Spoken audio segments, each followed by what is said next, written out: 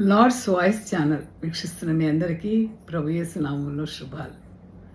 చాలా కాలం తర్వాత మిమ్మల్ని కలుసుకోవడానికి దేవుడిచ్చిన మహాభాగ్యాన్ని బట్టి త్రిత్వైక దేవునికి వందనాలు. క్రిస్మస్ సమయం ఆసన్నమైంది. లోకమంతా క్రిస్మస్ వేడుకలు జరుపుకుంటున్న సమయంలో నేను మీతో మాట్లాడడానికి ప్రభు నాకు ఇచ్చిన ఈ మంచి అవకాశాన్ని బట్టి దేవునికి వందనాలు.